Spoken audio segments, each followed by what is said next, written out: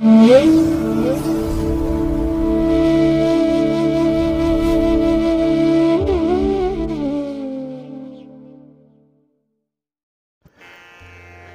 ಮಹಾಗಣಪತಿಯೇ ನಮಃ. ಶ್ರೀ ಗುರುಭ್ಯೋ ನಮಃ. ಹರಿ ಓಂ. ಸಿರಿಗನ್ನಡ ಸುದ್ದಿವಾಹಿನಿಯ ಸದಭಿಮಾನದ ಸಹೃದಯ ವೀಕ್ಷಕ ಮಹಾಶಯರೇ, ತಮಗೆಲ್ಲರಿಗೂ ಕೂಡ ಸಿರಿಗನ್ನಡ ಸುದ್ದಿವಾಹಿನಿಗೆ ಸ್ವಾಗತ. ದಯಾಮಯನಾದಂಥ ಭಗವಂತನ ಅನುಗ್ರಹ ತಮ್ಮೆಲ್ಲರಿಗೆ ಪ್ರಾಪ್ತಿಯಾಗಲಿ, ತಮ್ಮೆಲ್ಲರ ಜೀವನ ಆರೋಗ್ಯದಾಯಕವಾಗಿರಲಿ, ಸಂತೃಪ್ತಿದಾಯಕವಾಗಿರಲಿ ಎಂದು ಭಗವಂತನಲ್ಲಿ ಪ್ರಾರ್ಥನೆಯನ್ನು ಮಾಡ್ತಾ ಈ ದಿನದ ವಿಶೇಷ ಕಾರ್ಯಕ್ರಮವನ್ನು ನೋಡೋಣ. ಹಾಗೆ ದ್ವಾದಶ ರಾಶಿಯವರ ಗೋಚಾರ ಫಲಗಳು ಹೇಗಿವೆ ಅನ್ನೋದನ್ನು ಕೂಡ ತಿಳಿಯೋಣ ಬನ್ನಿ. ವೀಕ್ಷಕರೇ, ಈ ದಿನ ತಮ್ಮ ಹುಟ್ಟುಹಬ್ಬವನ್ನು ಆಚರಿಸ್ಕೊಳ್ತಾ ಇರುವಂಥ ತಮಗೆಲ್ಲರಿಗೂ ಕೂಡ ಹುಟ್ಟುಹಬ್ಬದ ಶುಭಾಶಯಗಳು.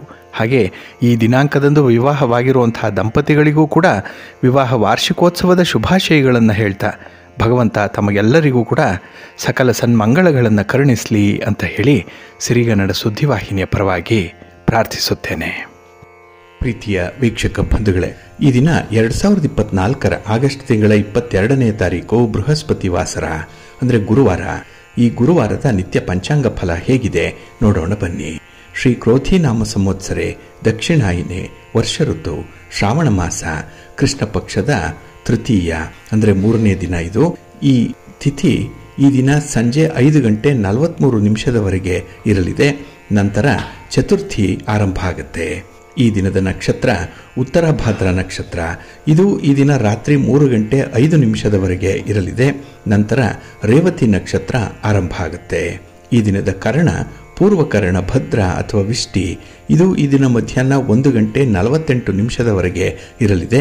ನಂತರ ಉತ್ತರ ಕರ್ಣ ಭವ ಆರಂಭ ಆಗುತ್ತೆ. ಈ ದಿನದ ಯೋಗ ಧೃತಿ ಯೋಗ. ಇದು ಈ ದಿನ ಮಧ್ಯಾಹ್ನ 1:10 ಇರಲಿದೆ. ನಂತರ ಶೂಲ ಯೋಗ ಆರಂಭ ಆಗುತ್ತೆ. ದಿಕ್ಶೂಲೆ ದಕ್ಷಿಣ ದಿಕ್ಕು. ಇನ್ನು ಈ ದಿನ ಸೂರ್ಯ ಇರುವಂಥ ರಾಶಿ ಸಿಂಹ, ಚಂದ್ರ ಇರುವಂಥ ರಾಶಿ ಮೀನ. ಹಾಗೆ ಈ ದಿನ ರಾಹುಕಾಲ ಇರುವಂಥ ಸಮಯ ಈ ದಿನ ಮಧ್ಯಾಹ್ನ 1:59 ಮಧ್ಯಾಹ್ನ 3:32 ಗುಳಿಕ ಕಾಲ ಈ ದಿನ ಬೆಳಿಗ್ಗೆ 9:19 ಬೆಳಿಗ್ಗೆ 10:52 ಹಾಗೆ ಯಮಗಂಡ ಕಾಲ ಈ ದಿನ ಬೆಳಿಗ್ಗೆ 6:12 ಬೆಳಿಗ್ಗೆ 7:46 ಇರಲಿದೆ.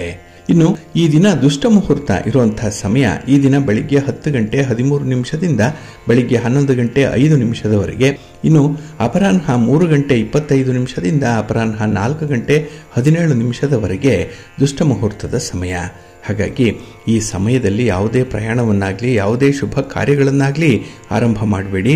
ಏಕೆಂದರೆ ನೀವು ಯಾವುದೇ ಕೆಲಸಗಳನ್ನು ಈ ದುಷ್ಟ ಮುಹೂರ್ತ ಇರುವಂತಹ ಸಮಯದಲ್ಲಿ ಆರಂಭ ಮಾಡಿದರೆ ಅದರಿಂದ ಬರುವಂತಹ ಫಲಿತಾಂಶಗಳು ಅಷ್ಟೊಂದು ಅನುಕೂಲಕರವಾಗಿ ಇರೋದಿಲ್ಲ. ಆದ್ದರಿಂದಲೇ ಈ ದುಷ್ಟ ಮುಹೂರ್ತವನ್ನು ಅವಾಯ್ಡ್ ಮಾಡುವಂಥದ್ದು ತುಂಬ ಉತ್ತಮ. ಇನ್ನು ಈ ದಿನ ಅಭಿಜಿತ್ ಮುಹೂರ್ತ ಇರುವಂತಹ ಸಮಯ ಈ ದಿನ ಬೆಳಿಗ್ಗೆ 11:57 ಮಧ್ಯಾಹ್ನ 12:49 ಅಭಿಜಿತ್ ಮುಹೂರ್ತ ಇರುವಂತಹ ಸಮಯ. ಇನ್ನು ಈ ದಿನ ವಿಶೇಷವಾಗಿ ಅಮೃತ ಕಾಲ ಇರುವಂತಹ ಸಮಯ ಅಂತ ಹೇಳಿದ್ರೆ ಈ ದಿನ ಸಂಜೆ 5:46 ರಾತ್ರಿ 7:12 ಅಮೃತ ಕಾಲದ ಸಮಯ. ಇನ್ನು ಈ ದಿನ ಸೂರ್ಯೋದಯ ಆಗುವಂತಹ ಸಮಯ ಪ್ರಾತಃ ಕಾಲ 6:05 ಸೂರ್ಯಾಸ್ತ ಸಂಜೆ 6:39. ಇನ್ನು ಈ ದಿನ ಚಂದ್ರನ ಬಲ ಇರುವಂತಹ ರಾಶಿಗಳು ಅಂತ ಹೇಳಿದ್ರೆ ವೃಷಭ, ಮಿಥುನ, ಕನ್ಯಾ, ತುಲಾ, ಮಕರ ಮತ್ತು ಮೀನ. ಈ 6 ರಾಶಿಯವರಿಗೆ ಗೋಚಾರದಲ್ಲಿ ಚಂದ್ರನಿಂದ ಶುಭ ಫಲಗಳ ಯೋಗ ಇರುತ್ತೆ. ಇನ್ನು ಉಳಿದ 6 ರಾಶಿಯವರಿಗೆ ಮಿಶ್ರ ಫಲದ ಯೋಗ ಇರುತ್ತೆ.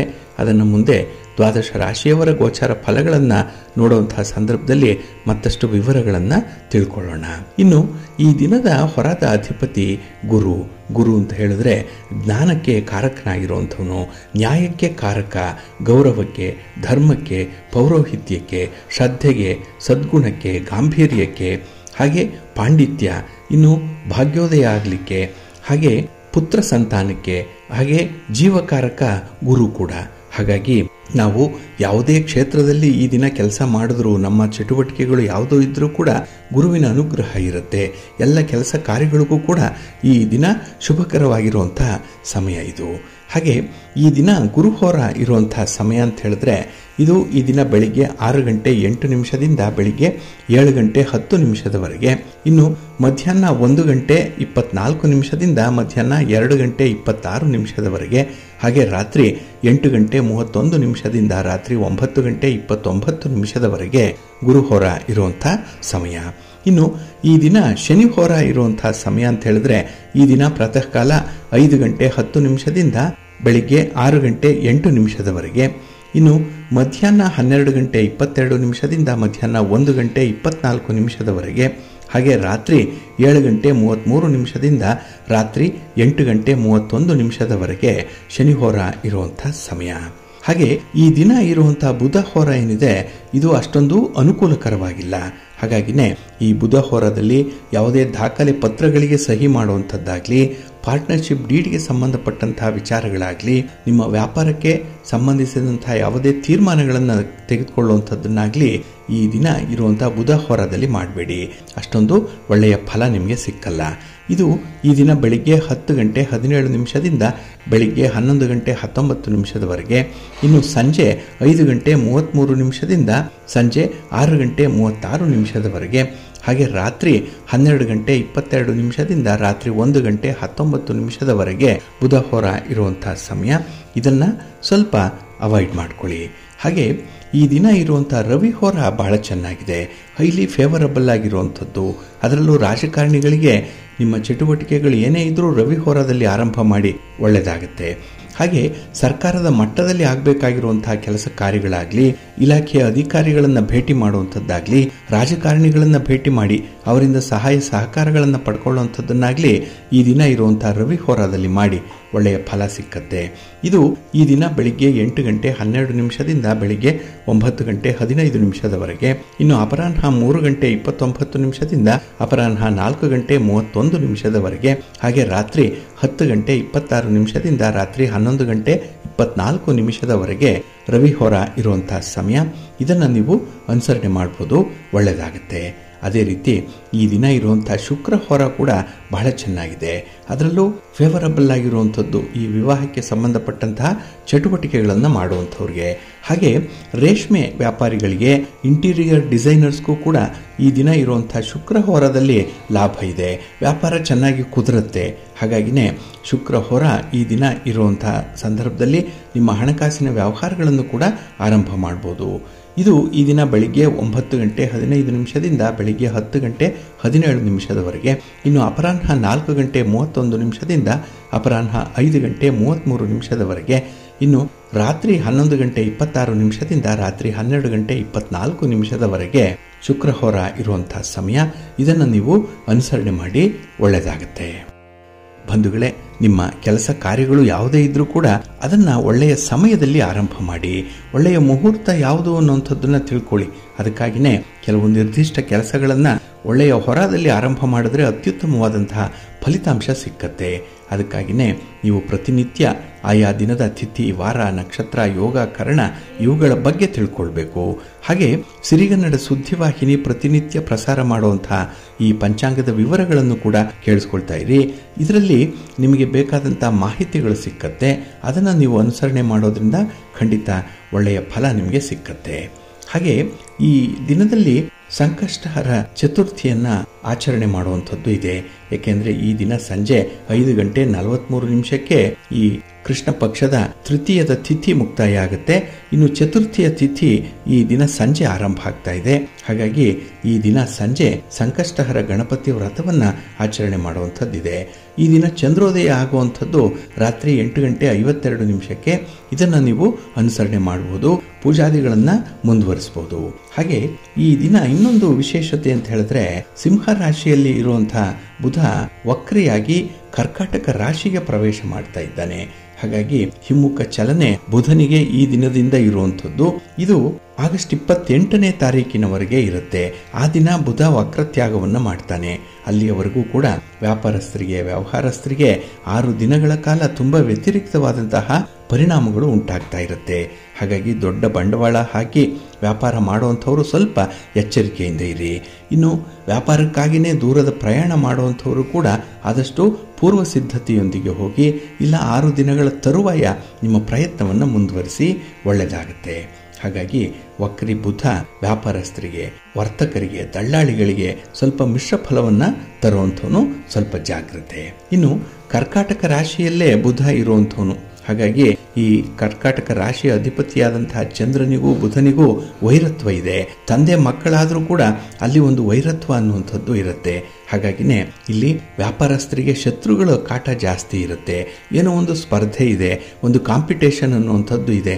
ಹಾಗಾಗಿ ನಿಮಗೆ ಎಂದಿಗಿಂತಲೂ ಕೂಡ ಈ ಒಂದು ಸಮಯದಲ್ಲಿ ವಿರೋಧಿಗಳ ಸಂಖ್ಯೆ ಜಾಸ್ತಿ ಆಗ್ತಾರೆ. ಹಾಗಾಗಿ ಸ್ವಲ್ಪ ಅವರನ್ನು ಮ್ಯಾನೇಜ್ ಮಾಡಬೇಕು. ಯಾವುದೇ ಒಂದು ವಿಚಾರದಲ್ಲೂ ಕೂಡ ಅತಿರೇಕಕ್ಕೆ ಹೋಗಬೇಡಿ. ಹಾಗೆ ನಾಳೆಯ ದಿನ ಅಮೃತ ಸಿದ್ಧಿ ಯೋಗ ಇರುವಂತಹ ದಿನ. ಯಾಕೆಂದರೆ ನಾಳೆ ಶುಕ್ರವಾರ ಇದೆ, ರೇವತಿ ನಕ್ಷತ್ರ ಇರುತ್ತೆ. ಎಲ್ಲಿ ಶುಕ್ರವಾರ ರೇವತಿ ನಕ್ಷತ್ರ ಸಂಯೋಗ ಆಗುತ್ತೋ ಆ ಸಂದರ್ಭ ಅಮೃತ ಸಿದ್ಧಿ ಯೋಗ ಇರುವಂತಹ ಒಂದು ವಿಶೇಷವಾದಂತಹ ದಿನ. ಹಾಗಾಗಿ ನಾಳೆ ಬೆಳಿಗ್ಗೆ 6 ಗಂಟೆ 11 ನಿಮಿಷದಿಂದ ರಾತ್ರಿ 7 ಗಂಟೆ 54 ನಿಮಿಷದವರೆಗೂ ಕೂಡ ಅಮೃತ ಸಿದ್ಧಿ ಯೋಗ ಇರುತ್ತೆ. ಇದರ ಸದುಪಯೋಗ ಪಡಿಸ್ಕೊಳ್ಳಿ. ಯಾವುದೇ ಒಂದು ಶುಭ ಕಾರ್ಯಗಳನ್ನು ಮಾಡುವಂಥದ್ದು, ಯಾವುದೇ ರೀತಿಯ ಪ್ರಯಾಣ ಮಾಡುವಂಥದ್ದು, ಹಣಕಾಸಿನ ಚಟುವಟಿಕೆಗಳಲ್ಲಿ ಬಂಡವಾಳ ತೊಡಗಿಸುವಂಥದ್ದು, ಅಥವಾ ನಿಮ್ಮ ವ್ಯಾಪಾರಕ್ಕೆ ಸಂಬಂಧಪಟ್ಟಂತಹ ನಿರ್ಧಾರಗಳನ್ನು ಕೈಗೊಳ್ಳಲಿಕ್ಕೂ ಕೂಡ ಈ ಅಮೃತ ಸಿದ್ಧಿ ಯೋಗ ಇರುವಂತಹ ಸಮಯ ಪ್ರಶಸ್ತವಾಗಿದೆ. ಹಾಗಾಗಿ ಅದರಲ್ಲಿ ಪ್ರಮುಖವಾಗಿರುವಂತಹ ಶುಭ ಮುಹೂರ್ತವನ್ನು ನೋಡಿ ನಿಮ್ಮ ವ್ಯಾಪಾರಿ ಚಟುವಟಿಕೆಗಳನ್ನು ಮುಂದುವರಿಸಿ, ಒಳ್ಳೆಯದಾಗುತ್ತೆ. ಇನ್ನು ಈ ದಿನದ ಮತ್ತೊಂದು ವಿಶೇಷತೆ ಅಂತ ಹೇಳಿದ್ರೆ ರಾಘವೇಂದ್ರ ಸ್ವಾಮಿಗಳ ಆರಾಧನೆ ನಡೀತಾ ಇರುವಂಥದ್ದು. ಹಾಗಾಗಿ ರಾಘವೇಂದ್ರ ಗುರುಗಳು ಅಂತ ಹೇಳಿದ್ರೆ ಕಷ್ಟಗಳನ್ನ ನಿವಾರಣೆ ಮಾಡುವಂಥವ್ರು. ಅದಕ್ಕಾಗಿಯೇ ಕೋಟ್ಯಾಂತರ ಭಕ್ತರು ರಾಘವೇಂದ್ರ ಸ್ವಾಮಿಯ ಆರಾಧನಾ ಮಹೋತ್ಸವದಲ್ಲಿ ಪಾಲ್ಗೊಳ್ತಾ ಇದ್ದಾರೆ.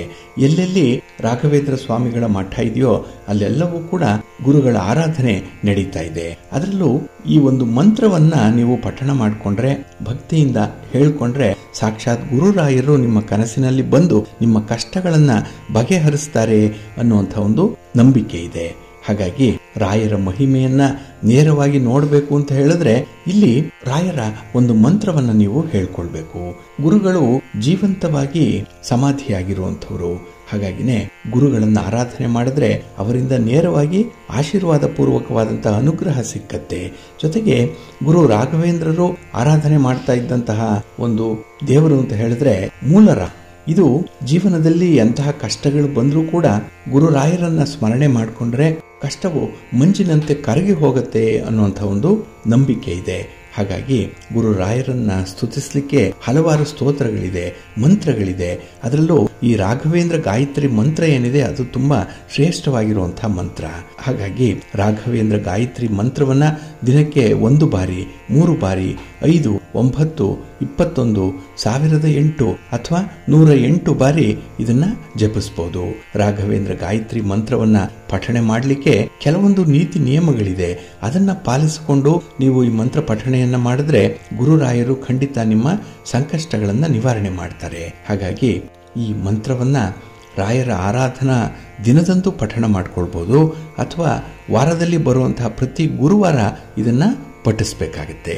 ಹಾಗಾಗಿ 48 ದಿನಗಳ ಕಾಲ ನಿರಂತರವಾಗಿ ಇದನ್ನ ಯಾರು ಹೇಳ್ಕೊಳ್ತಾರೆ, ಪಠಣ ಮಾಡ್ತಾರೆ ಅಂಥವ್ರಿಗೆ ರಾಯರ ಅನುಗ್ರಹ ಪ್ರಾಪ್ತಿಯಾಗುತ್ತೆ. ಹಾಗೆ ಶ್ರೀ ರಾಘವೇಂದ್ರ ಗಾಯತ್ರಿ ಮಂತ್ರದ ವ್ರತವನ್ನು ಆರಂಭ ಮಾಡಲಿಕ್ಕೆ ಗುರುವಾರ ಪ್ರಶಸ್ತವಾಗಿದೆ. ಅದರಲ್ಲೂ ಶುಕ್ಲ ಪಕ್ಷದ ಪುಷ್ಯ ನಕ್ಷತ್ರದ ಇರುವಂತಹ ದಿನದಲ್ಲಿ ತುಂಬ ವಿಶೇಷವಾದಂತಹ ಶಕ್ತಿ ಇರುತ್ತೆ. ಆ ದಿನದಲ್ಲಿ ಶುರು ಮಾಡಿದ್ರೆ ತುಂಬ ಒಳ್ಳೆಯದಾಗತ್ತೆ ಅನ್ನುವಂಥ ಒಂದು ನಂಬಿಕೆ ಇದೆ. ಹಾಗಾಗಿ ಈ ಗುರು ರಾಘವೇಂದ್ರ ಸ್ವಾಮಿಗಳ ಗಾಯತ್ರಿ ಮಂತ್ರ ಏನಿದೆ 48 ದಿನಗಳವರೆಗೆ ಅದನ್ನು ಹೇಳ್ಕೊಳ್ಬೇಕು. ಹಾಗಾಗಿನೇ ಕಲಿಯುಗದ ಕಾಮಧೇನು ಕಲ್ಪವೃಕ್ಷ ಭಕ್ತರ ಪಾಲಿನ ಆಪತ್ ಬಾಂಧವ ಗುರುರಾಯರನ್ನು ನೀವು ಸ್ತುತಿಸಬೇಕು.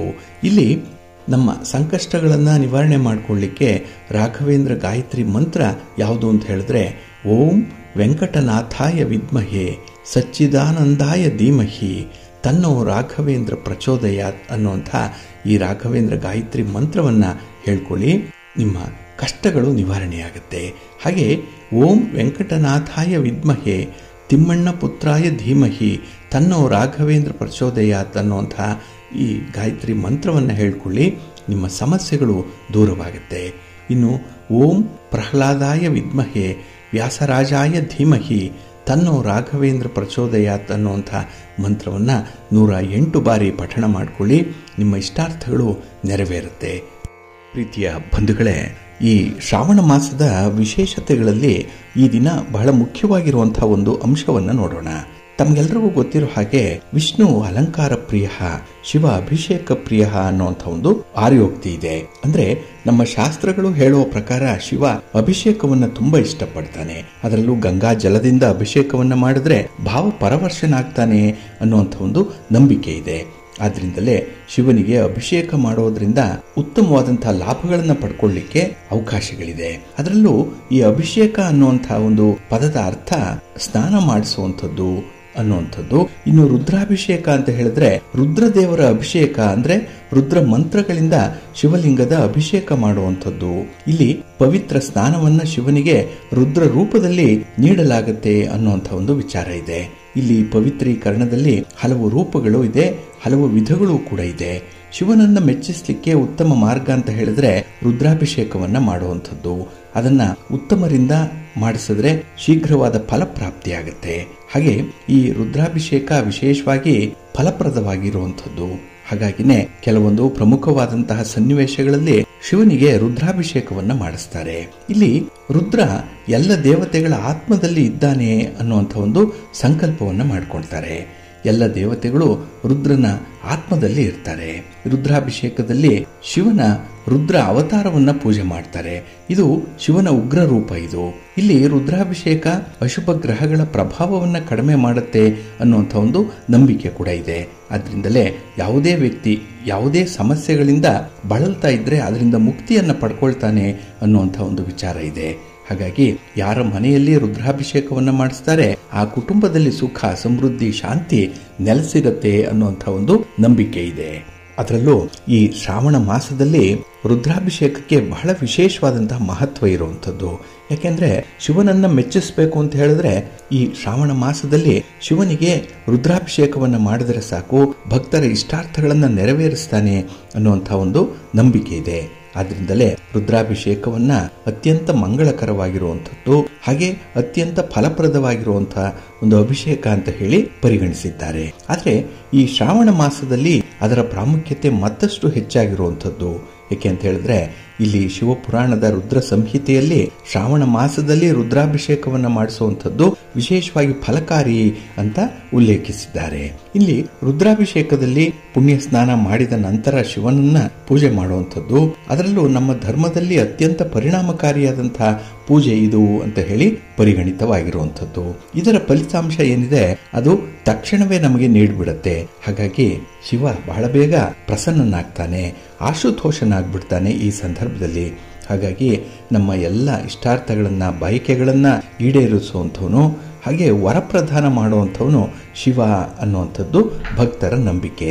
ಹಾಗೆ ಒಬ್ಬ ಮನುಷ್ಯನಿಗೆ ಬೇಕಾಗಿರುವಂತಹ ಒಂದು ಸಂತೋಷವನ್ನ, ಶಾಂತಿಯನ್ನ, ಸಮೃದ್ಧಿಯನ್ನ, ಆರೋಗ್ಯವನ್ನ ಶಿವ ದಯಪಾಲಿಸ್ತಾನೆ ಅನ್ನುವಂಥದ್ದು ಕೂಡ ಇದೆ. ಹಾಗಾಗಿನೇ ಈ ಶ್ರಾವಣ ಮಾಸದಲ್ಲಿ ರುದ್ರಾಭಿಷೇಕ ಪೂಜೆಯನ್ನ ಮಾಡೋದ್ರಿಂದ ವ್ಯಕ್ತಿಯ ಜಾತಕದಲ್ಲಿರುವಂತಹ ದೋಷಗಳು ನಿವಾರಣೆಯಾಗುತ್ತೆ.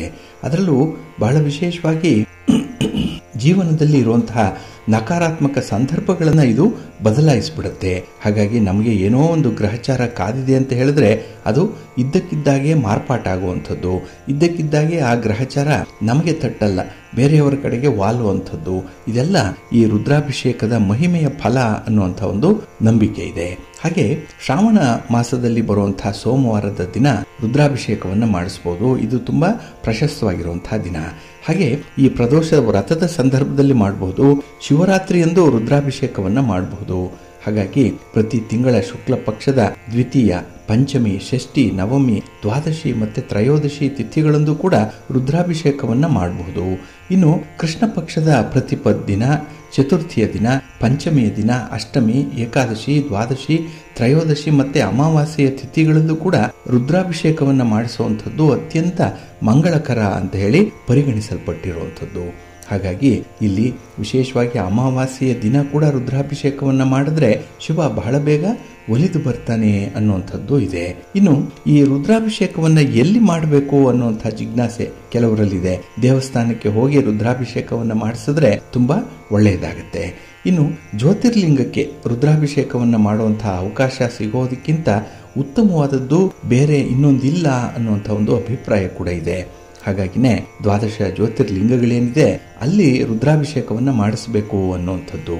ಇನ್ನು ನದಿ ದಡದಲ್ಲಿರುವಂತಹ ಅಥವಾ ಪರ್ವತದ ಮೇಲಿರುವಂತಹ ದೇವಾಲಯದ ಶಿವಲಿಂಗಕ್ಕೆ ರುದ್ರಾಭಿಷೇಕವನ್ನ ಮಾಡಿಸುವಂಥದ್ದು ಅತ್ಯಂತ ಫಲಪ್ರದವಾಗಿರುವಂಥದ್ದು. ಹಾಗಾಗಿ ನಮ್ಮ ಶಿವಾಲಯಗಳು ಸ್ಥಾಪಿತವಾಗಿರುವಂಥದ್ದು ಒಂದ ನದಿಯ ಪಕ್ಕದಲ್ಲಿರುತ್ತೆ, ಇಲ್ಲ ಬೆಟ್ಟದ ಮೇಲಿರುತ್ತೆ.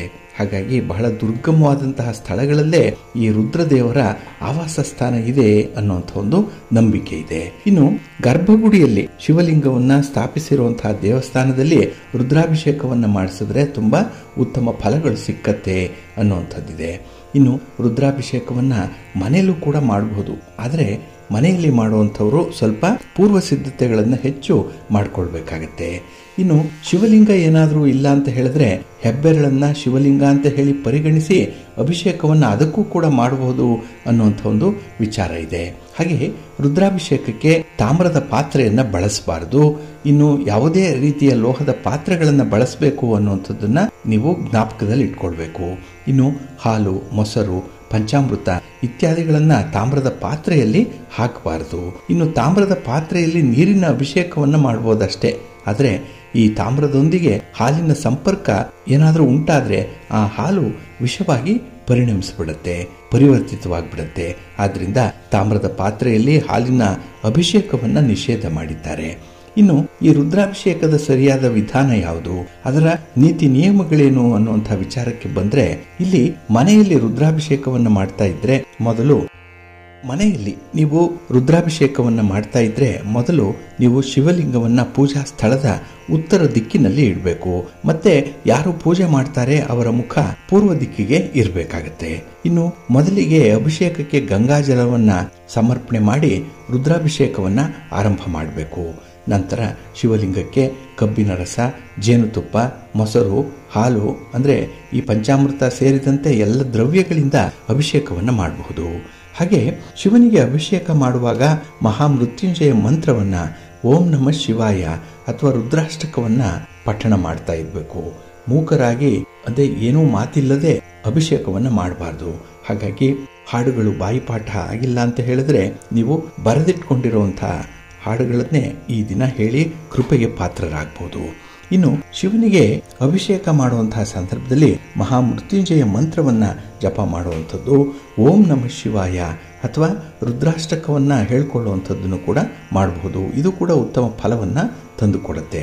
ಇನ್ನು ಶ್ರೀಗಂಧವನ್ನ ಶಿವಲಿಂಗದ ಮೇಲೆ ಹಚ್ಚಿ ನಂತರ ಶಿವನಿಗೆ ವಿಳ್ಯದೆಲೆ ಇತ್ಯಾದಿಗಳನ್ನ ಅರ್ಪಿಸಿ ಆನಂದಕ್ಕಾಗಿ ಭಕ್ಷ್ಯ ಭೋಜ್ಯಗಳನ್ನ ಈ ದಿನ ನೈವೇದ್ಯಕ್ಕೆ ಸಮರ್ಪಣೆ ಮಾಡಿದ್ರೆ ಶಿವ ಬಹಳ ಬೇಗ ಒಲಿದು ಬರ್ತಾನೆ. ಜೊತೆಗೆ 108 ಬಾರಿ ಶಿವನ ಮಂತ್ರವನ್ನ ಜಪ ಮಾಡಿಕೊಳ್ಳೋದ್ರಿಂದ ಇಡೀ ಕುಟುಂಬದೊಂದಿಗೆ ಶಿವನ ಒಂದು ಸಂಬಂಧಗಳು, ಸಂಪರ್ಕಗಳು ಹೆಚ್ಚಾಗುತ್ತೆ. ಯಾರ ಚಾಡಿ ಮಾತಿಗೂ ಕೂಡ ಆ ಸಂಬಂಧಗಳು ಮುರಿದು ಹೋಗಲ್ಲ, ಅಷ್ಟೊಂದು ಇಂಟ್ಯಾಕ್ಟ್ ಆಗಿರುತ್ತೆ ಅನ್ನುವಂಥದ್ದು. ನಂತರ ಶಿವನ ಮಂತ್ರವನ್ನ ಜಪ ಮಾಡಿ 108 ಬಾರಿ ಜಪ ಮಾಡಿ ಶಿವನಿಗೆ ಆರತಿಯನ್ನ ಮಾಡಿ ಒಳ್ಳೆಯದಾಗುತ್ತೆ. ಇನ್ನು ಈ ಶ್ರಾವಣ ಮಾಸದಲ್ಲಿ ಹಲವರು ದಿನನಿತ್ಯ ರುದ್ರ ಪೂಜೆಯನ್ನು ಮಾಡ್ತಾರೆ. ಇದರಿಂದ ಅಪಾರವಾದ ಲಾಭಗಳು ಸಿಕ್ಕತ್ತೆ. ಇನ್ನು ಸೋಮವಾರ ಇರ್ಬೋದು, ಶ್ರಾವಣ ಸೋಮವಾರ ಇರ್ಬೋದು, ಕಾರ್ತಿಕ ಸೋಮವಾರ ಇರ್ಬೋದು, ಈ ಶುಭ ಸಮಯಗಳಿಗಾಗಿ ಕೆಲವರು ನಿರೀಕ್ಷಣೆ ಮಾಡ್ತಾ ಇರ್ತಾರೆ. ಅಂತಹ ದಿನಗಳಂದು ಕೂಡ ರುದ್ರಾಭಿಷೇಕವನ್ನ ಮಾಡಬಹುದು. ಇನ್ನು ಪ್ರದೋಷ ಸಮಯಗಳಲ್ಲಿ ರುದ್ರಾಭಿಷೇಕವನ್ನ ಮಾಡಬಹುದು. ಪಿತೃದೋಷ ಇರುವಂಥವರು ಅಮಾವಾಸ್ಯೆ ಮತ್ತೆ ಹುಣ್ಣಿಮೆಯ ದಿನ ರುದ್ರಾಭಿಷೇಕವನ್ನ ಮಾಡಬೇಕು. ಇನ್ನು ಕೆಲವರಿಗೆ ಕುಜ ದೋಷ ಇರುತ್ತೆ, ಅವರು ಮಂಗಳವಾರದ ದಿನ ರುದ್ರಾಭಿಷೇಕವನ್ನ ಮಾಡಬೇಕು. ಇನ್ನು ಶಿವರಾತ್ರಿ ರುದ್ರಾಭಿಷೇಕವನ್ನ ಮಾಡುವಂತಹ ಮತ್ತೊಂದು ಮಂಗಳಕರವಾದಂತಹ ಒಂದು ಸಂದರ್ಭ. ಹಾಗಾಗಿ ಶಿವನಿಗೆ ರುದ್ರಾಭಿಷೇಕವನ್ನ ಮಾಡಿಸೋದ್ರಿಂದ ಒಂದಲ್ಲ ಎರಡಲ್ಲ ಹಲವಾರು ರೀತಿಯ ಪ್ರಯೋಜನಗಳಿದೆ ಅನ್ನುವಂಥದ್ದನ್ನ ಭಕ್ತರು ಕಂಡುಕೊಂಡಿದ್ದಾರೆ.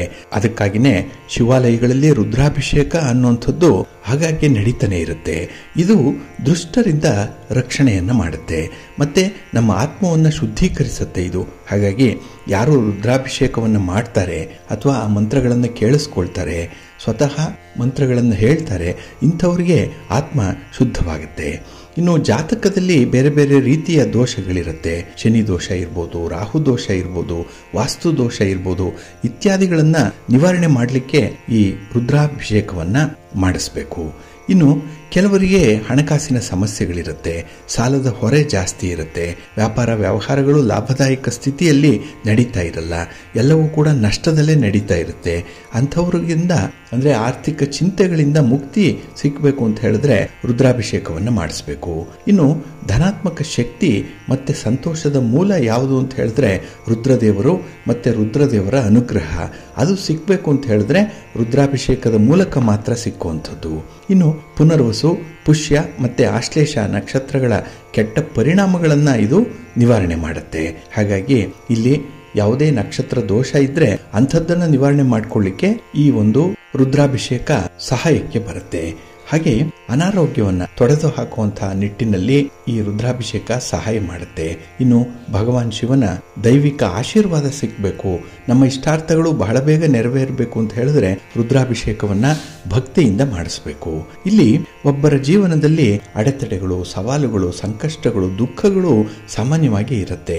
ಅದನ್ನೆಲ್ಲ ಎದುರಿಸಿ ನಿಲ್ಲುವಂತಹ ಒಂದು ಧೈರ್ಯತನವನ್ನ ಇದು ತಂದುಕೊಡುತ್ತೆ. ಇನ್ನು ಆಧ್ಯಾತ್ಮಿಕ ವಿಮೋಚನೆ ಇರ್ಬೋದು, ಮೋಕ್ಷವನ್ನ ಸುಗಮಗೊಳಿಸುವಂಥದ್ದು ಇದು. ಹಾಗೆ ಅಪಾರವಾದಂತಹ ಪ್ರಯೋಜನಗಳಿರೋದ್ರಿಂದಲೇ ಇದನ್ನ ನಿಯಮಿತವಾಗಿ ರುದ್ರಾಭಿಷೇಕವನ್ನ ಮಾಡಲಿಕ್ಕೆ ಕೆಲವರು ಸೂಚನೆ ಕೊಡುವಂಥದ್ದು ಕೂಡ ಇದೆ. ಒಟ್ಟಾರೆ ನೀವು ಕೂಡ ಭಕ್ತಿಯಿಂದ, ಅಷ್ಟೇ ವಿಶ್ವಾಸದಿಂದ, ನಂಬಿಕೆಯಿಂದ ರುದ್ರಾಭಿಷೇಕವನ್ನ ಮಾಡಿಸಿ. ಇಲ್ಲ ಎಲ್ಲಿ ಈ ರುದ್ರಾಭಿಷೇಕವನ್ನ ಮಾಡ್ತಾ ಇದ್ದಾರೆ ಅಲ್ಲಿಗೆ ಹೋಗಿ ಭಗವಂತನ ದರ್ಶನವನ್ನು ಮಾಡಿ ಬನ್ನಿ. ಖಂಡಿತ ನಿಮ್ಮ ಫಲ ಯಶಸ್ವಿಯಾಗತ್ತೆ. ನಿಮ್ಮ ಪ್ರಯತ್ನ 100ಕ್ಕೆ 100ರಷ್ಟು ನೀವು ಅಂದುಕೊಂಡಂತಹ ರೀತಿಯಲ್ಲಿ ಫಲಿತಾಂಶಗಳು ಸಿಕ್ಕತ್ತೆ. ಈ ಶ್ರಾವಣ ಮಾಸದಲ್ಲಿ ಪ್ರತಿನಿತ್ಯ ರುದ್ರ ಪೂಜೆಯನ್ನು ಮಾಡುವುದರಿಂದ ಅಪಾರವಾದ ಲಾಭಗಳಿದೆ. ಸೋಮವಾರದ ದಿನ ಈ ರುದ್ರಾಭಿಷೇಕವನ್ನು ಮಾಡಿಸಿದ್ರೆ ಮನೆಯಲ್ಲಿ ಶುಭ ಸಮಾರಂಭಗಳು ನಡೆಯುತ್ತೆ, ಶುಭ ಕಾರ್ಯಗಳು ನಡೆಯುತ್ತೆ. ಇನ್ನು ಪ್ರದೋಷ ಸಮಯಗಳಲ್ಲಿ ಅಥವಾ ಪಿತೃದೋಷ ಇರುವಂಥವರು ಅಮಾವಾಸ್ಯೆ, ಹುಣ್ಣಿಮೆಯ ದಿನ ರುದ್ರಾಭಿಷೇಕವನ್ನು ಮಾಡಿಸ್ಬೇಕು. ಇನ್ನು ಮಂಗಳ ದೋಷ ಇರುವಂಥವ್ರು ಅಂದರೆ ಕುಜದೋಷ ಕೆಲವರಿಗಿರುತ್ತೆ, ಅವರು ಮಂಗಳವಾರದ ದಿನ ರುದ್ರಾಭಿಷೇಕವನ್ನು ಮಾಡಬೇಕು. ಹಾಗಾಗಿ ಈ ರುದ್ರಾಭಿಷೇಕಕ್ಕೆ ಯಾರು ಬರ್ತಾರೆ ಬಿಡ್ತಾರೆ ಅದು ಎರಡನೇ ವಿಚಾರ. ಆದರೆ ನೀವು ಸಂಕಲ್ಪ ಮಾಡಿಕೊಂಡು ನಿಮ್ಮ ಮನೆ ದೇವರನ್ನ ಸ್ಮರಣೆ ಮಾಡಿಕೊಂಡು ಈ ರುದ್ರಾಭಿಷೇಕ ಮಾಡಲಿಕ್ಕೆ ಅಥವಾ ಮಾಡಿಸ್ಲಿಕ್ಕೆ ಒಂದು ಸಂಕಲ್ಪವನ್ನು ಮಾಡಿಕೊಳ್ಳಿ, ಒಳ್ಳೆಯದಾಗತ್ತೆ. ಬಂಧುಗಳೇ, ಇನ್ನು ಮುಂದೆ ದ್ವಾದಶ ರಾಶಿಯವರ ಗೋಚಾರ ಫಲಗಳು ಹೇಗಿವೆ ನೋಡೋಣ ಬನ್ನಿ. ಮೊದಲಿಗೆ ಮೇಷರಾಶಿ. ಮೇಷರಾಶಿಯವರಿಗೆ ಈ ದಿನ ವ್ಯಯಸ್ಥಾನದಲ್ಲಿ ಚಂದ್ರ ಇರುವಂತಹ ದಿನ. ಅಂದರೆ 12ನೇ ಮನೆಯಲ್ಲಿ ಚಂದ್ರ ಇದ್ದಾಗ ಈ ದಿನದಲ್ಲಿ ನಿಮ್ಮ ವ್ಯವಹಾರಗಳಲ್ಲಿ ಸ್ವಲ್ಪ ಮಿಶ್ರ ಫಲಗಳು ಇರುತ್ತೆ. ಹಾಗೆ ಹಣಕಾಸಿನ ವಿಚಾರಗಳೇನಿದೆ ಅದು ವಿವೇಚನೆ ಇಲ್ಲದೆ ಮಾಡುವಂತಹ ಒಂದು ವ್ಯವಹಾರ, ಇದರಿಂದ ಭಾರಿ ನಷ್ಟಕ್ಕೆ ಒಳಗಾಗುವಂಥ ಸಾಧ್ಯತೆಗಳು ಈ ದಿನ ಇರುತ್ತೆ. ಹಾಗಾಗಿನೇ ಈ ಹಣದ ವಿಚಾರದಲ್ಲಿ ಈ ದಿನ ಸ್ವಲ್ಪ ತೊಂದರೆಗಳು ಉಂಟಾಗುವಂಥದ್ದು ಇದೆ. ಇನ್ನು ದೂರ ಪ್ರಯಾಣದ ಸೂಚನೆಗಳಿದೆ, ಆದರೆ ಈ ಪ್ರಯಾಣ ನಿಮಗೆ ಅಷ್ಟೊಂದು ಸೌಖ್ಯವನ್ನು ತರಲ್ಲ. ಹಾಗಾಗಿನೇ ದೂರದ ಪ್ರಯಾಣವನ್ನು ಆದಷ್ಟು ಮುಂದಕ್ಕೆ ಹಾಕುವಂಥದ್ದು ತುಂಬ ಸೂಕ್ತ. ಇನ್ನು ಈ ದಿನದಲ್ಲಿ ಬಂಧುಗಳ ಜೊತೆಯಲ್ಲೋ ಮಿತ್ರರ ಜೊತೆಯಲ್ಲೋ ಏನೋ ಕೆಲಸಕ್ಕೆ ಬಾರದಂತಹ ವಿಚಾರ, ಅದರಲ್ಲೂ ಮೂರನೆಯವರ ವಿಚಾರ, ನಿಮಗೆ ಯಾವುದೇ ರೀತಿಯ ಲಾಭ ಇಲ್ಲ ಅಂಥ ಒಂದು ವಿಚಾರಕ್ಕೆ ಈ ದಿನ ಮನಸ್ತಾಪಗಳಾಗುವಂಥದ್ದು ಕೂಡ ಇದೆ. ಹಾಗೆ ಈ ದಿನ ಕೆಲವೊಂದು ವಿಚಾರಗಳಲ್ಲಿ ಬೇರೆಯವರ ಒಂದು ಬುದ್ಧಿವಾದವನ್ನಾಗಲಿ ಸಲಹೆಯನ್ನಾಗಲಿ ಪಡ್ಕೊಳ್ಳುವಂಥ ಒಂದು ಅವಕಾಶ ಕೂಡ ಇರುತ್ತೆ. ಆದರೆ ಅವರ ಮೇಲಿರುವಂಥ ಒಂದು ನಂಬಿಕೆ, ಅವರು ಎಷ್ಟೇ ಒಳ್ಳೆಯ ಸಲಹೆಯನ್ನು ನೀಡಿದ್ರೂ ಕೂಡ ಅದನ್ನು ಪರಿಗಣಿಸುವಂಥ ಸ್ಥಿತಿಯಲ್ಲಿ ನೀವಿರಲ್ಲ. ಯಾಕೆ ಅಂತ ಹೇಳಿದ್ರೆ ವ್ಯಕ್ತಿಯ ವ್ಯಕ್ತಿತ್ವ ಏನಿದೆ ಅದು ಈ ದಿನ ನಿಮಗೆ ಪ್ರಧಾನವಾಗಿ ಕಂಡುಬರುವಂಥದ್ದು. ಹಾಗೆ ಈ ದಿನದಲ್ಲಿ ಯಾವುದೇ ಒಂದು ವಿಚಾರದಲ್ಲೂ ಕೂಡ ಮತಭೇದಗಳಾಗಬಾರ್ದು, ಆ ರೀತಿ ನೋಡಿಕೊಳ್ಳುವಂಥದ್ದು ಉತ್ತಮ. ಇನ್ನು ನಿಮ್ಮ ಆಸೆಯಂತೆ ಈ ದಿನ ಆದಾಯ ಒಂದು ರೀತಿಯಲ್ಲಿ ಪ್ರಗತಿದಾಯಕವಾಗಿರಲ್ಲ. ಹಾಗಾಗಿ ವ್ಯಾಪಾರ ವ್ಯವಹಾರಗಳು ಸ್ವಲ್ಪ ನಿಧಾನಗತಿಯಲ್ಲಿ ನಡೀತಾ ಇರುತ್ತೆ. ಹಾಗೆ ನಿಮ್ಮ ಪ್ರಯತ್ನಗಳು ಕೂಡ ಎಲ್ಲೋ ಒಂದು ಕಡೆ ನಿಧಾನವಾಗಿ ನಡೆಯುವಂಥದ್ದು. ಹಾಗೆ ಯಾವುದೇ ಒಂದು ವಿಚಾರದಲ್ಲೂ ಕೂಡ ವಾದಕ್ಕೆ ಹೋಗದೇ ಇರುವಂಥದ್ದು ಈ ದಿನ ಬಹಳ ಉತ್ತಮ.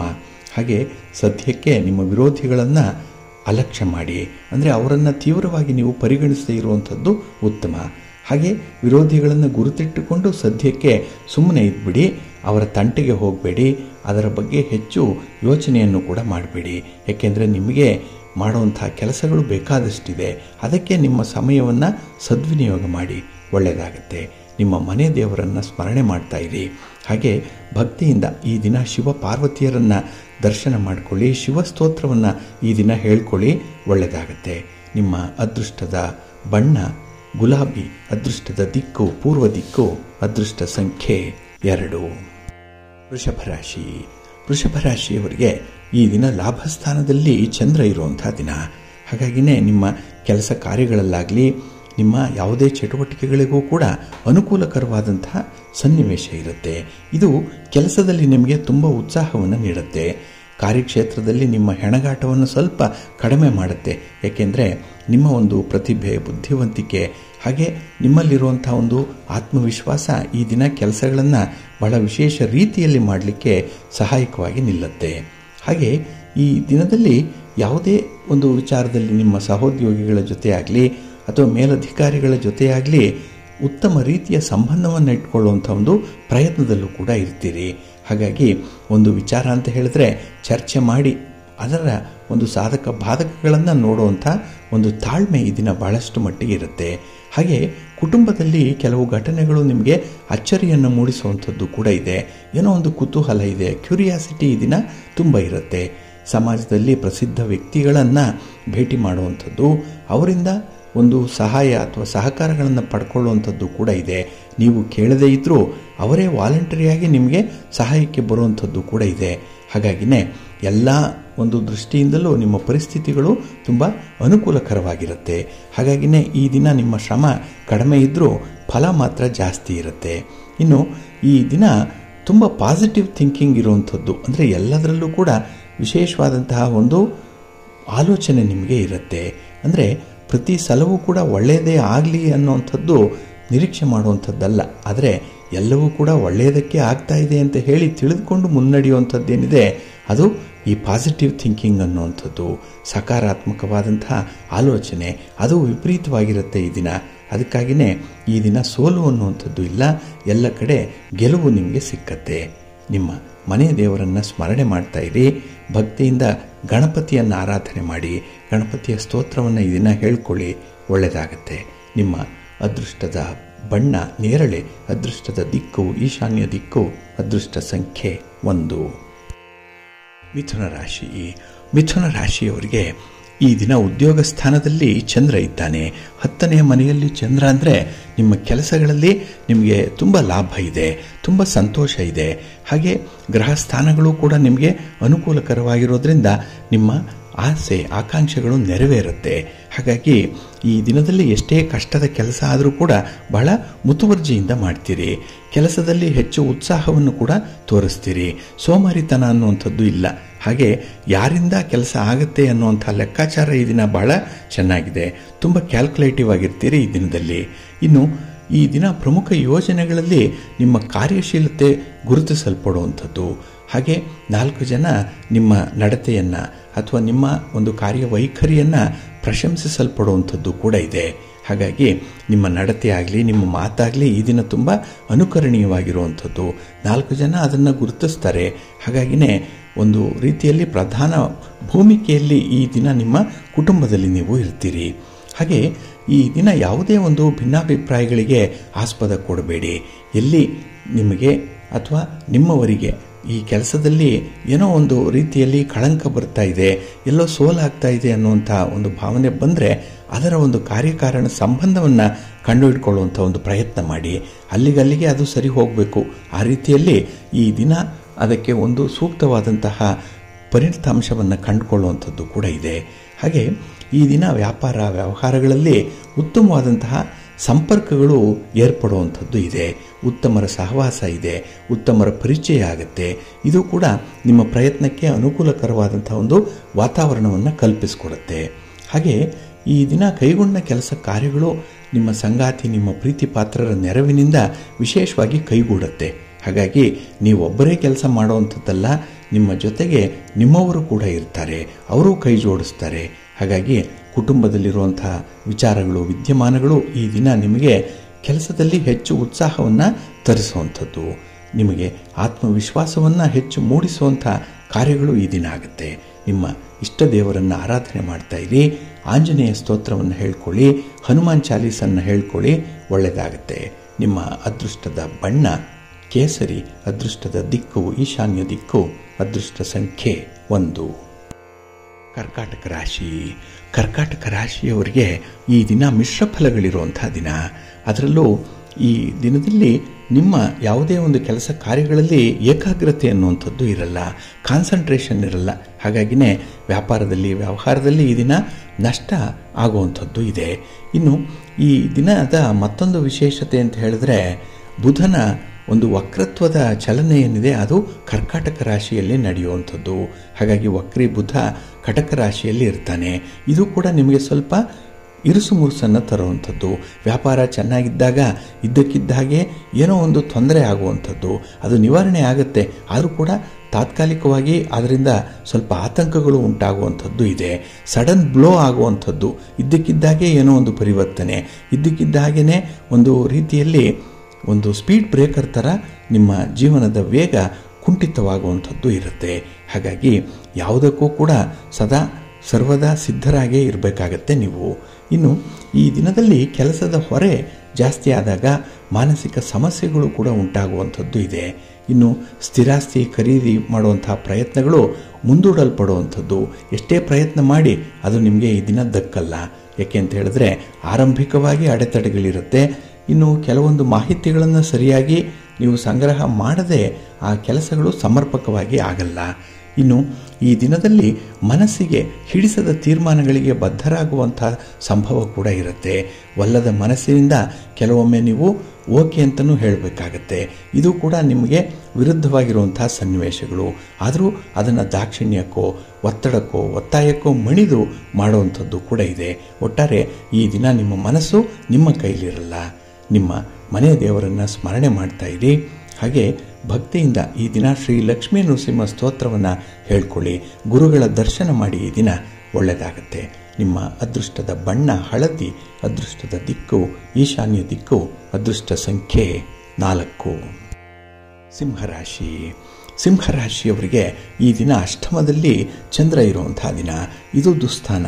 ಹಾಗಾಗಿನೇ ಯಾವುದೇ ಕೆಲಸ ಕಾರ್ಯಗಳನ್ನು ನೀವು ನಿರ್ವಹಣೆ ಮಾಡಲಿಕ್ಕೆ ಪ್ರಾರಂಭ ಮಾಡಿದ್ರೂ ಅದರಿಂದ ಒಂದು ನಿರಾಸೆ ಇರುತ್ತೆ, ಇಲ್ಲ ನೋವು ಉಂಟಾಗುತ್ತೆ. ಹಾಗಾಗಿ ಕೆಲಸಗಳು ಯಶಸ್ವಿಯಾಗಲ್ಲ, ಅದು ಅಪೂರ್ಣವಾಗಿ ಇರುವಂಥದ್ದು. ಇನ್ನು ಯೋಜನೆ ಸರಿಯಾಗಿ ತಯಾರಿ ಮಾಡಿಕೊಳ್ಳುವಂಥದ್ದೇ ಯಶಸ್ಸಿನ ಮೆಟ್ಟಿಲು. ಆದರೆ ಆ ಒಂದು ತಯಾರಿ ಪೂರ್ವ ಸಿದ್ಧತೆ ಅದರಲ್ಲೇ ಈ ದಿನ ಎಡುವಂಥದ್ದು ಕೂಡ ಇದೆ. ಎಲ್ಲೋ ಒಂದು ಕಡೆ ಸೋಮಾರಿತನ ನಿಮಗೆ ಯಾವುದೇ ಕೆಲಸಗಳನ್ನು ಚುರುಕಾಗಿ ಮಾಡಲಿಕ್ಕೆ ಮುಂದೆ ಬಿಡಲ್ಲ. ಹಾಗಾಗಿ ಇದ್ದುದರಲ್ಲೇ ಕೆಲಸವನ್ನು ಮಾಡಲಿಕ್ಕೆ ಹೋಗ್ತೀರಿ, ಅದು ಕೂಡ ನಿಮಗೆ ಮಂದಗತಿಯಲ್ಲಿ ಕೆಲಸಗಳಾಗುತ್ತೆ. ಇದು ನಷ್ಟಕ್ಕೆ ಕಾರಣವಾಗುತ್ತೆ. ಇನ್ನು ಕಾರ್ಯಕ್ಷೇತ್ರದಲ್ಲಿ ಉತ್ತಮವಾದಂಥ ಪ್ರಗತಿ ಸಿಕ್ಕಬೇಕು ಅನ್ನುವಂಥ ಒಂದು ಪ್ರಯತ್ನ ಜೋರಾಗಿದೆ, ಹಂಬಲ ಇದೆ, ಆಸೆ ಇದೆ. ಆದರೆ ಯಾರದ್ದೋ ಒಂದು ಕೈವಾಡ ಕೈ ಚಳಕ ಅದು ನಿಮ್ಮ ಕೆಲಸ ಕಾರ್ಯಗಳನ್ನು ಹಿಂದಕ್ಕೆ ತಳ್ಳಿಬಿಡುತ್ತೆ. ಹಾಗಾಗಿ ಕೆಲಸಗಳಲ್ಲಿ ಸಕ್ಸಸ್ ಅನ್ನುವಂಥದ್ದು ಇಲ್ಲ. ಇನ್ನು ಸ್ತ್ರೀಯರ ವಿಚಾರದಲ್ಲೂ ಕೂಡ ನೀವು ನಡೆದುಕೊಳ್ಳುವಂಥ ರೀತಿ ನೀತಿಗಳು ಈ ದಿನ ಸಮರ್ಪಕವಾಗಿ ಇರಲ್ಲ. ಅಲ್ಲಿಂದ ಕೂಡ ನಿಮಗೆ ಒಂದು ಮೂದಲಿಕೆಯ ಮಾತುಗಳನ್ನು ಈ ದಿನ ಕೇಳಬೇಕಾಗತ್ತೆ. ಇನ್ನು ನಿಮ್ಮ ಆಹಾರ ವಿಹಾರಾದಿಗಳ ಕಡೆ ಗಮನ ಇಲ್ಲ, ಅದಕ್ಕಾಗಿಯೇ ನಿಮ್ಮ ಆರೋಗ್ಯ ಕೂಡ ಈ ದಿನ ಕೈ ಕೊಡುತ್ತೆ. ಇನ್ನು ದೂರದ ಪ್ರಯಾಣ ಅನ್ನುವಂಥದ್ದು ಏನಾದರೂ ಇದ್ದರೆ ಅಥವಾ ಬೇರೆಯವರ ವಾಹನವನ್ನು ಓಡಿಸುವಂಥ ಸಂದರ್ಭ ಏನಾದರೂ ಬಂದರೆ ಸ್ವಲ್ಪ ಎಚ್ಚರಿಕೆಯಿಂದ ಇರಿ. ಏಕೆಂದರೆ ಈ ದಿನ ಸಣ್ಣ ಪುಟ್ಟ ಅವಘಡಗಳಾಗುವಂಥದ್ದು ಸರ್ವೇ ಸಾಮಾನ್ಯವಾಗಿರುತ್ತೆ, ಸ್ವಲ್ಪ ಜಾಗ್ರತೆ. ಹಾಗಾಗಿನೇ ಈ ದಿನ ಗಣಪತಿಯನ್ನು ಆರಾಧನೆ ಮಾಡಿ, ಗಣಪತಿಯ ಸ್ತೋತ್ರವನ್ನು ಹೇಳ್ಕೊಳ್ಳಿ, ಶಿವನ ಪರಿವಾರ ದೇವತೆಗಳನ್ನು ಪ್ರಾರ್ಥನೆ ಮಾಡಿಕೊಳ್ಳಿ, ಒಳ್ಳೆಯದಾಗುತ್ತೆ. ನಿಮ್ಮ ಅದೃಷ್ಟದ ಬಣ್ಣ ಗುಲಾಬಿ, ಅದೃಷ್ಟದ ದಿಕ್ಕು ಪೂರ್ವ ದಿಕ್ಕು, ಅದೃಷ್ಟ ಸಂಖ್ಯೆ 3. ಕನ್ಯಾ ರಾಶಿ. ಕನ್ಯಾ ರಾಶಿಯವರಿಗೆ ಈ ದಿನ ತೃಪ್ತಿದಾಯಕವಾದಂಥ ದಿನ. ಕಳತ್ರ ಸ್ಥಾನದಲ್ಲಿ ಚಂದ್ರ ಇರುವಂಥ ದಿನ. 7ನೇ ಮನೆಯಲ್ಲಿ ಚಂದ್ರ ಅಂದರೆ ಮನಸ್ಸಿಗೆ ಸಮಾಧಾನ. ಕುಟುಂಬದಲ್ಲಿ ಒಂದು ರೀತಿಯಲ್ಲಿ ನಿಮಗೆ ಪೂರ್ಣ ಸಹಕಾರ ಸಿಕ್ಕತ್ತೆ. ಹಾಗೆ ನಿಮ್ಮ ಯಾವುದೇ ಕೆಲಸ ಕಾರ್ಯಗಳು ಯಾವುದೇ ಕಾರ್ಯಕ್ಷೇತ್ರದಲ್ಲಿದ್ದರೂ ಕೂಡ ಅದು ನಿಗದಿತ ಗುರಿಯನ್ನು ತಲುಪಲಿಕ್ಕೆ ಸಹಾಯಕವಾಗುತ್ತೆ. ಹಾಗಾಗಿನೇ ಈ ದಿನ 4 ಜನರ ಜೊತೆಯಲ್ಲಿ ನೀವು ಕೆಲಸ ಮಾಡುವಂಥದ್ದು, ಪಾರ್ಟ್ನರ್ಶಿಪ್ಪಲ್ಲಿ ಕೆಲಸ ಮಾಡುವಂಥದ್ದು ಅಧಿಕವಾದಂಥ ಲಾಭವನ್ನು ನಿಮಗೆ ತಂದುಕೊಡುತ್ತೆ. ಇನ್ನು ಈ ದಿನದಲ್ಲಿ ನಿಮ್ಮ ಸಂಪರ್ಕಗಳು ವಿಸ್ತರಣೆ ಆಗುವಂಥದ್ದು ಇದೆ. ನೆಟ್ವರ್ಕ್ ಈ ದಿನ ಬಹಳ ಚೆನ್ನಾಗಿ ವಿಶೇಷವಾಗಿ ನಿಮಗೆ ವಿಸ್ತರಣೆ ಆಗುವಂಥದ್ದು. ಇದು ನಿಮ್ಮ ವ್ಯಾಪಾರಿ ಚಟುವಟಿಕೆಗಳಿಗೆ ಪೂರಕವಾಗಿರುವಂಥ ಒಂದು ಬದಲಾವಣೆ. ಹಾಗೆ ನಿಮ್ಮ ಸಂಗಾತಿ, ನಿಮ್ಮ ಪ್ರೀತಿ ಪಾತ್ರರ ಒಂದು ಮಾತು, ಅವರ ಸಹಕಾರ ನಿಮ್ಮ ನೆನಪಿಗೆ ಬರುವಂಥದ್ದು. ಪದೇ ಪದೇ ಅದನ್ನು ಸ್ಮರಿಸ್ಕೊಳ್ತೀರಿ, ಅದನ್ನು ಜ್ಞಾಪಿಸ್ಕೊಳ್ತೀರಿ. ಕಷ್ಟ ಕಾಲದಲ್ಲಿ ನಮ್ಮವರು ಬಂದು ಸಹಾಯ ಮಾಡಿದ್ರಲ್ಲ ಅನ್ನುವಂಥದ್ದೇ ನಿಮಗೆ ಈ ದಿನ ಹೆಮ್ಮೆಯ ವಿಚಾರವಾಗಿ ಇರುವಂಥದ್ದು. ಹಾಗೆ ಈ ದಿನ ಲೋಕದಲ್ಲಿ ಅತಿಥಿಗಳು ಇಬ್ಬರೇ, ಒಂದು ಧನ ಮತ್ತೊಂದು ಯೌವನ. ಹಾಗಾಗಿ ಇಬ್ಬರು ಕೂಡ ಜೊತೆಯಲ್ಲಿ ನಿಲ್ಲಲ್ಲ, ಬರ್ತಾರೆ ಹಾಗೆ ಹೊರಟು ಹೋಗ್ತಾರೆ. ಆ ಒಂದು ವಿಶ್ವಾಸ ನಿಮಗೆ ಇರೋದ್ರಿಂದಲೇ ಈ ದಿನ ಹಣದ ಉಳಿತಾಯ ಮಾಡಬೇಕು ಅನ್ನುವಂಥ ವಿಚಾರ. ಇನ್ನು ಈ ದಿನದಲ್ಲಿ ಆರೋಗ್ಯವನ್ನು ಕಾಪಾಡಿಕೊಳ್ಬೇಕು, ಯಾವಾಗಲೂ ಕೂಡ ಚಟುವಟಿಕೆಯಿಂದ ಇರಬೇಕು ಅನ್ನುವಂಥದ್ದು ನಿಮ್ಮ ಮನಸ್ಸಿಗೆ ಬರುತ್ತೆ. ಅದಕ್ಕಾಗಿಯೇ ಹಲವು ಕ್ರಮಗಳನ್ನು ಈ ದಿನ ಅನುಸರಣೆ ಮಾಡುವಂಥದ್ದು ಕೂಡ ಇದೆ. ಹಾಗೆ ನಿಮ್ಮ ಆಹಾರ ವಿಹಾರಾದಿಗಳಲ್ಲೂ ಬದಲಾವಣೆಯನ್ನು ಈ ದಿನ ಕಾಣ್ತೀರಿ. ಮನೆಗೆ ಬೇಕಾದಂತಹ ಅಲಂಕಾರಿಕ ವಸ್ತುಗಳನ್ನು ಖರೀದಿ ಮಾಡುವಂಥ ಯೋಗ ಕೂಡ ಈ ದಿನ ಇದೆ. ಒಟ್ಟಾರೆ ಈ ದಿನ ನಿಮಗೆ ತುಂಬ ಸಂತೋಷ. ಹಾಗೆ ನಿಮ್ಮ ಬಯಕೆಗಳನ್ನು ಈಡೇರಿಸ್ಕೊಳ್ಳಿಕ್ಕೂ ಕೂಡ ಒಳ್ಳೊಳ್ಳೆಯ ಅವಕಾಶಗಳು ಸಿಕ್ಕುವಂಥದ್ದು ಇದೆ. ಅವಕಾಶಗಳ ಸದುಪಯೋಗ ಆಗಲಿ, ಒಳ್ಳೆಯ ಸಂತೋಷ, ಒಳ್ಳೆಯ ಫಲ ಈ ದಿನ ನಿಮ್ಮ ಕಾರ್ಯದಿಂದ ನಿಮಗೆ ಸಿಕ್ಕತ್ತೆ. ನಿಮ್ಮ ಇಷ್ಟ ದೇವರನ್ನು ಆರಾಧನೆ ಮಾಡಿ. ಹಾಗೆ ಭಕ್ತಿಯಿಂದ ಈ ದಿನ ನೀವು ಸುಬ್ರಹ್ಮಣ್ಯ ಭುಜಂಗ ಸ್ತೋತ್ರವನ್ನು ಹೇಳ್ಕೊಳ್ಳಿ, ಗುರುಗಳ ದರ್ಶನ ಮಾಡ್ಕೊಳ್ಳಿ, ಒಳ್ಳೆಯದಾಗುತ್ತೆ. ನಿಮ್ಮ ಅದೃಷ್ಟದ ಬಣ್ಣ ಹಳದಿ, ಅದೃಷ್ಟದ ದಿಕ್ಕು ಈಶಾನ್ಯ ದಿಕ್ಕು, ಅದೃಷ್ಟ ಸಂಖ್ಯೆ 1. ತುಲಾರಾಶಿ. ತುಲಾರಾಶಿಯವರಿಗೆ ಈ ದಿನ ಷಷ್ಠದಲ್ಲಿ ಚಂದ್ರ ಇರುವಂಥವನು. 6ರಲ್ಲಿ ಚಂದ್ರ ಅಂದರೆ ಈ ದಿನ ನಿಮ್ಮ ಕೆಲಸ ಕಾರ್ಯಗಳಿಗೆ ಅಡ್ಡಿಪಡಿಸ್ತಾ ಇರುವಂಥ ಶತ್ರುಗಳು ನಿಮ್ಮಿಂದ ದೂರ ಆಗ್ತಾರೆ. ನಿಮ್ಮ ಒಳಗಿರುವಂಥ ಶತ್ರುಗಳಾಗಲಿ ಹೊರಗಿನ ಶತ್ರುಗಳಾಗಲಿ ನಿಮ್ಮ ಕೆಲಸಕ್ಕೆ ಯಾರಿಂದಲೂ ಕೂಡ ತೊಂದರೆ ಅನ್ನುವಂಥದ್ದು ಆಗಲ್ಲ. ಹಾಗಾಗಿನೇ ಕೆಲಸಗಳು ವಿಶೇಷ ರೀತಿಯಲ್ಲಿ ತುಂಬ ಚುರುಕಾಗಿ ನಿಗದಿತ ಸಮಯದ ಒಳಗೆ ಅದು ಮುಗಿಯುವಂಥದ್ದು ಕೂಡ ಇದೆ. ಹಾಗೆ ಈ ದಿನ ಗುರುತರವಾಗಿರುವಂಥ ಒಂದು ಕೆಲಸವನ್ನು ಮಾಡ್ತೀರಿ. ಬಹಳ ದಿನಗಳಿಂದ ಅಂದುಕೊಂಡಿರುವಂಥ ಕೆಲಸ ಈ ದಿನ ಇದ್ದಕ್ಕಿದ್ದ ಹಾಗೆ ಏಕಾಏಕಿಯಾಗಿ ಆ ಕೆಲಸ ನಿಮ್ಮ ಮನಸ್ಸಿಗೆ ಬರುತ್ತೆ. ಅದನ್ನು ಮಾಡಿ ಮುಗಿಸುವಂಥದ್ದು ಕೂಡ ಇದೆ. ಅದಕ್ಕೆ ನಿಮ್ಮ ಸ್ನೇಹಿತರ ಬಂಧುಗಳ ಸಹಕಾರ ಪೂರ್ಣ ಪ್ರಮಾಣದಲ್ಲಿ ನಿಮಗೆ ಸಿಕ್ಕತ್ತೆ. ಹಾಗೆ ಈ ದಿನ ಮನೆಯಲ್ಲಿ ನಡೆಯುವಂಥ ಶುಭ ಕಾರ್ಯಗಳು ಅದು ಕಾಲಕ್ಕೆ ಸರಿಯಾಗಿ ಜರುಗುವಂಥದ್ದು. ಅಂದರೆ ಒಂದು ಪೂರ್ವ ಸಿದ್ಧತೆ ಆಗಲಿ ಅಥವಾ ಯಾವುದೇ ರೀತಿಯ ಸಭೆ ಸಮಾರಂಭಗಳಲ್ಲಿ ಭಾಗವಹಿಸಬೇಕು ಅನ್ನುವಂಥ ವಿಚಾರ, ಇದರಲ್ಲಿ ನಿಗದಿತ ಸಮಯಕ್ಕೆ ಈ ದಿನ ನಿಮ್ಮ ಹಾಜರಾತಿ ಇರುತ್ತೆ. ಹಾಗೆ ಈ ದಿನದಲ್ಲಿ ನಿಮ್ಮ ಪ್ರಯತ್ನಗಳು, ಅದರಲ್ಲೂ ನಿರುದ್ಯೋಗಿಗಳು ಮಾಡುವಂಥ ಪ್ರಯತ್ನಗಳು ನಿಮಗೆ ಏನೋ ಒಂದು ಆಶಾಭಾವನೆಯನ್ನು ವ್ಯಕ್ತಪಡಿಸುವಂಥದ್ದು, ಒಂದು ಕಡೆ ಒಂದು ಭರವಸೆ ನಿಮಗೆ ಸಿಕ್ಕತ್ತೆ ಈ ದಿನದಲ್ಲಿ. ಹಾಗೆ ಈ ದಿನ ಅಭಿವೃದ್ಧಿಯ ಹಾದಿಯಲ್ಲಿ ನೀವು ಸಾಗುವಂಥದ್ದು, ಅಂದರೆ ನಿಮ್ಮ ಪ್ರಗತಿದಾಯಕವಾಗಿರುವಂಥದ್ದು. ಎಷ್ಟೋ ಸಮಸ್ಯೆಗಳಿದೆ, ದುಃಖಗಳಿದೆ, ಆದರೆ ಎಲ್ಲದರ ಉಸಾಬರಿಯನ್ನು ಬಿಟ್ಟು ನಿಮ್ಮ ಕೆಲಸಗಳತ್ತ ಲಕ್ಷ್ಯ ವಹಿಸುವಂಥದ್ದು ಇದೆಯಲ್ಲ, ಅದು ನಿಮ್ಮ ವಿವೇಚನೆ, ಅದು ನಿಮ್ಮ ನಿರ್ಧಾರ, ಅದು ನಿಮ್ಮ ಡಿಟರ್ಮಿನೇಷನ್ ಅದು. ಹಾಗಾಗಿ ಈ ದಿನ ಹಿರಿಯರ ಒಂದು ಅನುಭವದಲ್ಲಿ, ಅವರ ಒಂದು ಸಲಹೆ ಮಾರ್ಗದರ್ಶನದಲ್ಲಿ ಮುಂದುವರಿಯುವಂಥ ಒಂದು ಮನಸ್ಸಿದೆ, ಇಚ್ಛಾಶಕ್ತಿ ಚೆನ್ನಾಗಿದೆ. ಹಾಗಾಗಿನೇ ಏನೇ ಕಷ್ಟ ಆದರೂ ಕೂಡ ಅದನ್ನು ಎದುರಿಸಬಲ್ಲೆ ಅನ್ನುವಂಥ ಆತ್ಮವಿಶ್ವಾಸ ಇದೆ. ಆದರೆ ನಿಮ್ಮ ಶತ್ರುಗಳ ಸಂಖ್ಯೆಯನ್ನು ಜಾಸ್ತಿ ಮಾಡಿಕೊಳ್ಬೇಡಿ, ಎಲ್ಲರೊಂದಿಗೂ ಕೂಡ ಮನಸ್ತಾಪ ಮಾಡಿಕೊಳ್ಬೇಡಿ, ಸ್ವಲ್ಪ ಜಾಗ್ರತೆ. ನಿಮ್ಮ ಇಷ್ಟ ದೇವರನ್ನು ಆರಾಧನೆ ಮಾಡ್ತಾಯಿರಿ. ಹಾಗೆ ಭಕ್ತಿಯಿಂದ ಈ ದಿನ ನೀವು ಗುರುಗಳ ದರ್ಶನ ಮಾಡಿ, ಗುರುಸ್ತೋತ್ರವನ್ನು ಹೇಳ್ಕೊಳ್ಳಿ. ಈ ದಿನ ಒಳ್ಳೆಯದಾಗುತ್ತೆ. ನಿಮ್ಮ ನೆಚ್ಚಿನ ಗುರುಗಳನ್ನು ಈ ದಿನ ನೀವು ದರ್ಶನ ಮಾಡುವಂಥದ್ದು, ಸ್ತೋತ್ರ ಹೇಳ್ಕೊಳ್ಳುವಂಥದ್ದು ನಿಮಗೆ ಹೆಚ್ಚಿನ ಬಲವನ್ನು ತರುತ್ತೆ. ನಿಮ್ಮ ಅದೃಷ್ಟದ ಬಣ್ಣ ಹಳದಿ, ಅದೃಷ್ಟದ ದಿಕ್ಕು ಈಶಾನ್ಯ ದಿಕ್ಕು, ಅದೃಷ್ಟ ಸಂಖ್ಯೆ 1. ವೃಶ್ಚಿಕ ರಾಶಿ. ವೃಶ್ಚಿಕ ರಾಶಿಯವರಿಗೆ ಈ ದಿನ ಪಂಚಮದಲ್ಲಿ ಚಂದ್ರ ಇರುವಂತಹ ದಿನ, ಪೂರ್ವ ಪುಣ್ಯ ಸ್ಥಾನ ಇದು. ಹಾಗಾಗಿ ಈ ದಿನ ನಿಮ್ಮ ಕುಟುಂಬದವರಿಂದ, ಅದರಲ್ಲೂ ನಿಮ್ಮ ಮಕ್ಕಳಿಂದ ಈ ದಿನ ನಿಮಗೆ ಸ್ವಲ್ಪ ಒತ್ತಡಗಳು ಉಂಟಾಗುತ್ತೆ. ಹಾಗೆ ಈ ದಿನ ನೀವು ಹೇಳಿದ ಮಾತನ್ನಾಗಲಿ ನಿಮ್ಮ ಅಭಿಪ್ರಾಯವನ್ನಾಗಲಿ ಕುಟುಂಬಸ್ಥರು ಗೌರವಿಸಲ್ಲ. ಅವರದ್ದೇ ಒಂದು ಧೋರಣೆ, ಅವರದ್ದೇ ಒಂದು ಪ್ರತ್ಯೇಕವಾದಂಥ ಒಂದು ಮಾತುಕತೆ ಇರುವಂಥದ್ದು. ಹಾಗಾಗಿ 5 ಬೆರಳುಗಳು ಕೂಡ ಒಂದೇ ಸಮ ಇಲ್ಲ. ಮನೆಯಲ್ಲಿರುವಂಥವರೆಲ್ಲರಲ್ಲೂ ಕೂಡ ಒಂದು ರೀತಿಯಲ್ಲಿ ವಿಭಿನ್ನವಾದಂತಹ ಅಭಿಪ್ರಾಯಗಳು ಬರುತ್ತೆ. ಹಾಗಾಗಿನೇ ಈ ದಿನ ಎಲ್ಲರನ್ನ ಓಲೈಸುವಂಥದ್ದು, ಎಲ್ಲರನ್ನ ಒಗ್ಗೂಡಿಸುವಂಥ ಕೆಲಸ ಮಾತ್ರ ಬಹಳ ಹೈರಾಣವಾದಂತಹ ಕೆಲಸ, ತುಂಬ ಕಷ್ಟ ಸಾಧ್ಯವಾದಂತಹ ಒಂದು ಕೆಲಸ. ಹಾಗಾಗಿನೇ ಈ ದಿನ ಯಾವುದೂ ಬೇಡ ಅನ್ನುವಂಥ ಒಂದು ನಿರ್ಲಿಪ್ತತೆ ಬರುವಂಥದ್ದು ಕೂಡ ಇರುತ್ತೆ. ಇನ್ನು ಈ ದಿನ ನಿಮ್ಮ ಮಿತ್ರರ ಜೊತೆಯಲ್ಲಿ ಒಂದು ಪುಟ್ಟ ವಿಚಾರಕ್ಕೆ ಏನೋ ಮನಸ್ತಾಪವನ್ನು ಮಾಡ್ಕೊಳ್ತೀರಿ, ಒಂದು ಶೀತಲ ಯುದ್ಧ ನಡೆಯುವಂಥ ಸಾಧ್ಯತೆ ಕೂಡ ಇರುತ್ತೆ. ಹಾಗೆ ಈ ದಿನ ಹೆಚ್ಚುವರಿ ಕೆಲಸದ ಹೊರೆ ಈ ದಿನದಲ್ಲಿ ನಿಮಗೆ ತುಂಬ ಒತ್ತಡವನ್ನು ತರುತ್ತೆ. ಕೆಲಸ ಮಾಡಬೇಕು ಅನ್ನುವಂಥ ಒಂದು ಉತ್ಸಾಹ ಇದೆ, ಆದರೆ ಈ ದಿನ ದೇಹ ಕೂಡ ಸಪೋರ್ಟ್ ಮಾಡಲ್ಲ, ಮನಸ್ಸು ಕೂಡ ಅದಕ್ಕೆ ಪೂರಕವಾಗಿ ನಿಲ್ಲಲ್ಲ. ಇನ್ನು ಈ ದಿನ ಸ್ವಲ್ಪ ಜ್ಞಾಪಕ ಶಕ್ತಿ ಕಡಿಮೆ ಆಗುವಂಥದ್ದು, ಎಲ್ಲೋ ಒಂದು ಕಡೆ ಒತ್ತಡ, ಕೆಲಸಕ್ಕೆ ಬಾರದ ವಿಚಾರಗಳಿಗೆ ಕೊಡುವಂಥ ಆದ್ಯತೆ, ಇದರಿಂದ ನಿಮ್ಮ ಜ್ಞಾಪಕ ಶಕ್ತಿ ಕಡಿಮೆ ಆಗುವಂಥದ್ದು ಇದೆ. ಹಾಗಾಗಿ ಎಲ್ಲದರ ಜೊತೆಯಲ್ಲಿ ಈ ದಿನ ಅದು ಕೂಡ ಒಂದು ಚಿಂತೆ ನಿಮಗೆ ಪ್ರಾರಂಭ ಆಗುತ್ತೆ. ಇನ್ನು ಈ ದಿನದಲ್ಲಿ ಕೆಲವು ವಿಚಾರಗಳಲ್ಲಿ ಕುಟುಂಬಸ್ಥರ ಒಂದು ಭಿನ್ನಾಭಿಪ್ರಾಯಗಳೇನಿದೆ ಅದನ್ನು ಸದ್ಯಕ್ಕೆ ಹಾಗೆ ಬಿಡುವಂಥದ್ದು ಉತ್ತಮ. ಅವರನ್ನು ಬದಲಾಯಿಸಬೇಡಿ, ಅವರನ್ನು ತಿದ್ದುವಂಥ ಒಂದು ಪ್ರಯತ್ನವನ್ನು ಮಾಡಬೇಡಿ. ಯಾಕೆಂದರೆ ನಿಮ್ಮ ಟೈಮ್ ಈ ದಿನ ಸರಿ ಇಲ್ಲ. ಹಾಗಾಗಿ ನಿಮ್ಮ ಪ್ರಯತ್ನಗಳು ಕೂಡ ಎಲ್ಲವೂ ನಿಷ್ಫಲವಾಗಿ ಹೋಗುತ್ತೆ.